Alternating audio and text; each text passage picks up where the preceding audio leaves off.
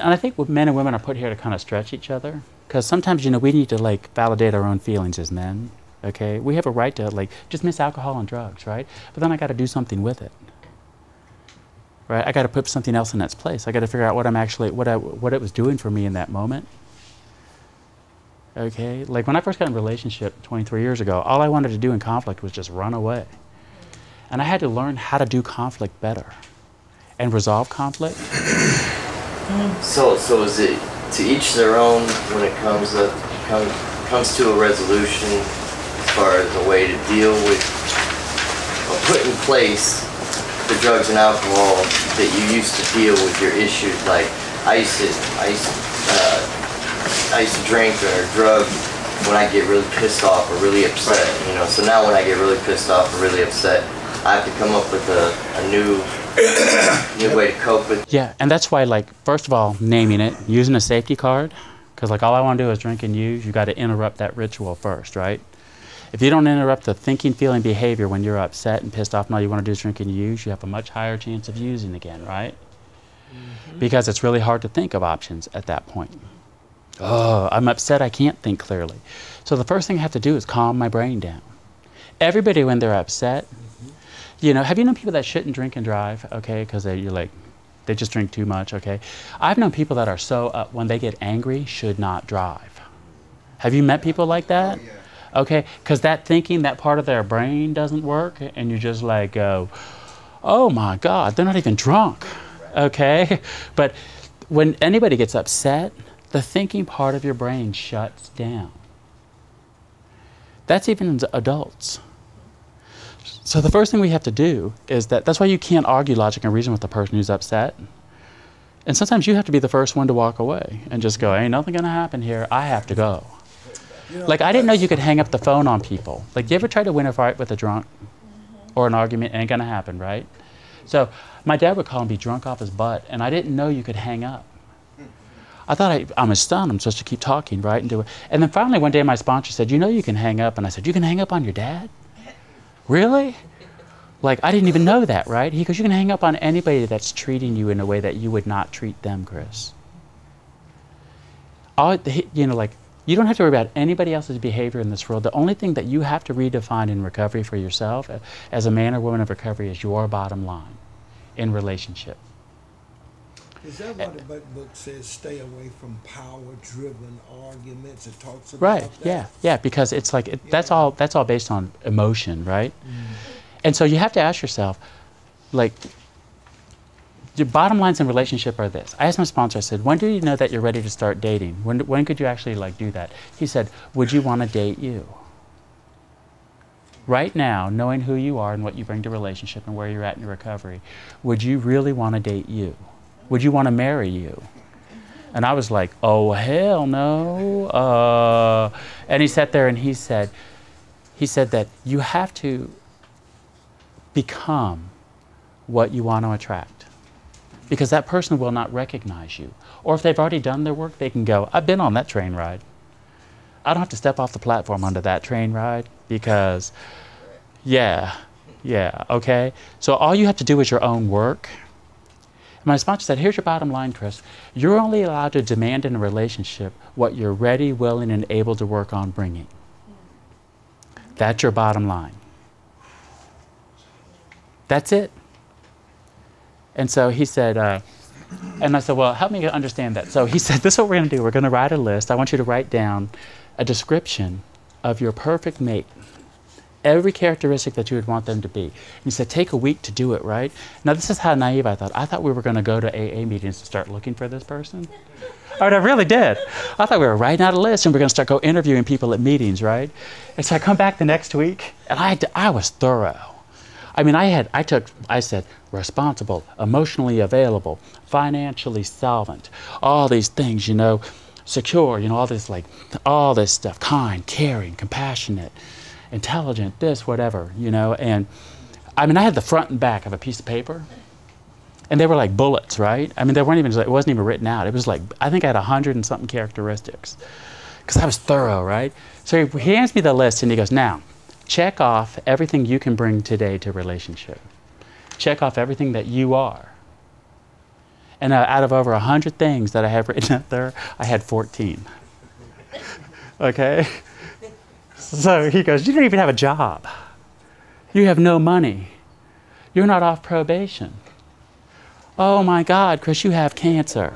You have, you don't know a healthy boundary from a hole in the wall. Okay? So I'm sitting here looking at this, loser, right? Okay. So I'm looking at this list. He goes, what does this list tell you? And I said, I have a lot of work to do. And he says, this is the only kind of person you're going to attract. This right here is what you will attract. And don't get pissed off then when they show up and they aren't able to bring what you want to get. He says, don't start dating somebody that's this and then come up to me and start going, Bill, it sucks, and they're like this, and they're whatever. And he sat there, and I'm just going to look at you and go, well, who else would be interested in you? You know, it's kind of like when I first started working with them, we were working on the steps, and I said, how come nobody's asked me to be their sponsor, Bill? I'm smart, and I've been around for a while. And he goes, you don't have anything anybody wants. If you had it, they'd be asking you. But he said, that's your job right now, Chris, is to get it. Your job is to heal and to ask for help and let people help you. That is your job for the first 2 years of recovery. Everything else is just supporting you and getting you back on track, okay? And he said, you know, if you really follow the 12 steps, figuring out what you're supposed to do with the rest of your life doesn't even come into play until step 11. And he said, what step are you on right now? And I said, we're on step 4. He goes, well, if you want to find out what your purpose is in life, let's get working on the steps. Let's keep moving forward, okay? But you've got to rebuild relationship with yourself first, then heal it with other people, because God will not waste gifts in your life. God's not going to waste the gift of what your true calling and your vocation on this planet is until you've healed the relationship with yourself, because God doesn't want you going out and causing damage. You know, I had a friend of mine, Ann, and I were in graduate school for counseling, right? And she used to turn to me, and Ann, she used to be in the Navy. She had a bigger potty mouth than I do. And she'd go, can you believe some of these crazy are going to be therapists, Chris? Right? And I looked at her and I went, Ann, don't worry about it. And she said, why? And I said, because the universe will move them on. God will fire their ass. God will find a way to get them out of that job because God doesn't want them causing damage to people. Yeah, I think every good therapist has a good therapist. You know why? Because you got to have self-awareness. Because anything that you haven't dealt with yourself, God will put that person in your chair the first year of your being a therapist. Because, you know, there's an old saying in AA that you can only take people as far as you've gone. And for some people, it's a short trip, right? Because they haven't done the work themselves. So when I first started working with my sponsor, he said, my job is to take you from step 1 to step 12, Chris, because someone took me from step 1 to step 12. I've done it, so I can help you. You can't sponsor anybody yet. You're on step 3. You can be an AA buddy and another person they can call and everything, but they haven't worked the 12 steps yet. That's my job. That's all my job is, primarily, is to help you go from step 1 to step 12. Okay? So, and then I was very fortunate. He was also a therapist, so he gave me a lot of these tools and all that kind of stuff too, you know? And if you look at on the 3rd page here that says conflict resolution, okay? All right. Conflict is a huge trigger for a lot of people in recovery because we grew up in families where we run away from it, right? Addiction can make you run away from conflict, or it's a way of coping or problem solving with that. So once you realize, oh, I got a conflict here, conflict is always over 2 things. Like it says here, it's only over 2 things. It's over ideas and beliefs, the way that things should be, or resources, how much time, money, stuff, energy you have in a relationship to share with anybody else. Food, clothing, just stuff, right? Okay? And the one thing I've learned about stuff is that it comes and goes. Sometimes you have more money in this life, other times you don't have any, right? And so no matter how healthy 2 people are, they've never had the same journey into a relationship, right? So conflict is inevitable. Conflict doesn't mean that you're doing anything wrong in a relationship. It just means that there's a negotiation that has to go on. Because you've got to learn how to take the resources that you have and blend ideas and, beliefs and the way things, work in relationship. Because everybody comes into relationship with spoken and unspoken agreements. Okay, so everybody has different ideas about the way that relationship should work, what they want from it.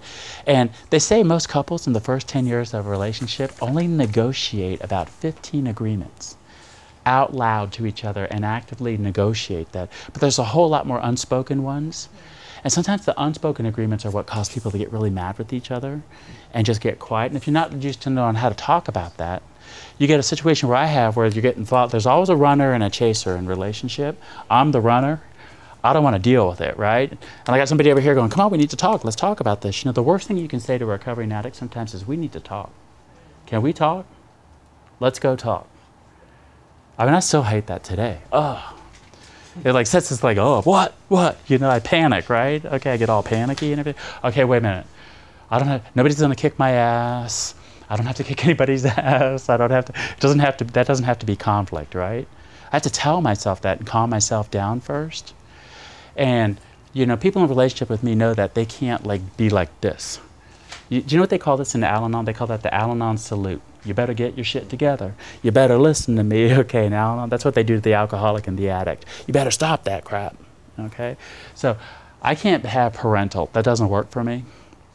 I'll just shut down. And I can shut down looking at you, right? Yeah, sure, great. Yeah, it's fine. Yeah, like, yeah. And I'm like way over here. I'm not even listening to you. Okay? Like, what? You're talking to me? All right. Okay. So, conflict, always over ideas and beliefs and resources. All right. So, to get to a different place, you got to say that, first of all, we have different positions here. If you look at this, it says P-I-O-C-E here. Okay, this is the old Italian word piace for peace. And when I was going to graduate school, I got certified as a mediator for the state of Indiana to help parents who were like going through really nasty divorces learn how to negotiate custody, right? And if you can get two parents who hate each other to negotiate custody for their kids, you know, first of all, if they come in and they're still at that phase where they're, I'll kill you or whatever, you know. Somebody asked me once, like, Chris, how do you know when you've like healed enough in a relationship to move on to the next relationship? How do you know when you're really ready to do that? And I said, when you can see your ex walking down the street and you don't have the overwhelming urge to run them over, right? Okay, when you're no longer that pissed off, then you might be ready to start dating again, okay? But if you're not there, if like you can't do that yet, you're not ready to date, okay? And I used to have couples that would come in still in that stage, and I said, you gotta go to therapy first, because you're too upset. You're too, like that. And if they won't do it, there's not a lot that we can do, okay, about helping them at that point. So you have to have some sense of being calm when you're actually going through this. And so the first thing that you do is just, and there are 3 rules in conflict resolution. People want to save face, look good, and be right. Okay? So if you tell a person that they have to be wrong, you have to admit that you're wrong, okay? And it's my way or the highway. They're going to comply. They're going to go, sure, whatever you say. They're going to get passive, right? Or they'll get aggressive and just go, screw you. I don't care. All right? Yeah, but a lot of people, well, it just depends on the person. You know, my brother's a screw you. I'm the kind of person, sure, I'll do whatever you say, okay? Are they gone? Good. Okay, my brother's the exact opposite. He's like, screw you, buddy, I don't care. I'll tell you right in your face. I'll do what you want me to do right in your face just so I can piss you off more. Okay, that's my brother. He loves it. Yeah, but so if you can get past that, like if you can say, it's not about being right, but about coming to an effective compromise, okay? That's the healthy goal of conflict resolution. Because I had a woman say one time, I didn't know that when I married Mr. Right, Chris, it meant I always had to be wrong. And nobody wants to hang around if they always have to be wrong and constantly give in and never get your way ever, right? Or get any of your needs met, okay? So the first thing that you do is you state your position.